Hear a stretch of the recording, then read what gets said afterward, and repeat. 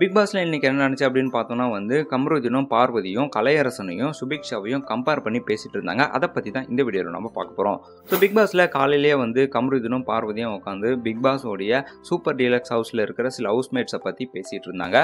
So அதில் வந்து பார்த்தோம்னா வந்து சுபிக்ஷாவை பற்றி ரொம்பவே பயங்கரமாக தாழ்வாக பேசிகிட்டு இருந்தாங்கன்னே சொல்லலாம். ஸோ என்ன அப்படின்னா வந்து மீனவ சமுதாயத்திலேருந்து வந்ததுனால அதையே வந்து ஒரு ஷீல்டாக வச்சு சுபிக்ஷா வந்து கேம் ப்ளே பண்ணுறாங்க.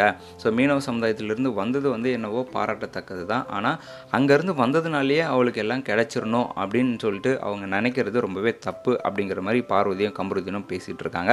அதை வந்து யாரோட கம்பேர் பண்ணுறாங்கன்னா வந்து கலையரசனோட வந்து கம்பேர் பண்ணி பேசுகிறாங்க. ஸோ கமருதீன் வந்து என்ன சொல்கிறாருன்னா, கலையரசனுமே வந்து ரொம்பவே புவரான பேக்ரவுண்ட்லேருந்து தான் வந்திருக்காரு. ஸோ சாப்பிடக்கூட வழி இல்லாத சில நாட்களை கடந்து தான் வந்து இப்போ வந்து கலையரசன் இந்த இடத்துக்கு வந்திருக்காரு. ஆனால் அவருடைய கதையை சொல்லும் போது ரொம்பவே சட்டிலாக அதை சொல்லிவிட்டு கடந்து போயிட்டார். ஸோ சாப்பிட்றது கூட எங்களுக்கு வழி இல்லை, சாப்பிட்டு மிச்சவங்க போட்ட மிச்சத்தில் இருந்து தான் வந்து நாங்கள் வந்து அந்த வெங்காயம் அந்த மாதிரியான சில துண்டுகளை எடுத்து சாப்பிட்டேன் அப்படின்ட்டு கலையரசன் வந்து சொல்லும்போது எனக்கு பயங்கரமாக கண் கலங்கிருச்சின்னு சொல்லிட்டு கமருதீன் சொல்கிறாரு.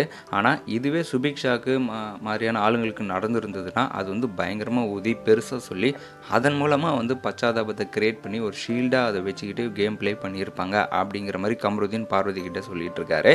ஸோ கலையரசன் போரான பேக்ரவுண்ட்லேருந்து வந்திருந்தாலுமே சுபிக்ஷாவும் ஒரு பெரிய போராட்டத்துக்கு அப்புறம் தான் பிக் பாஸ்க்கு வந்திருக்காங்க. ஸோ இதை பற்றி நீங்கள் என்ன நினைக்கிறீங்க அப்படிங்கிறத கமெண்ட்டில் சொல்லுங்கள். இந்த மாதிரி தொடர்ந்து பல வீடியோஸ் பார்க்க நம்ம சேனலை சப்ஸ்கிரைப் பண்ணிக்கோங்க.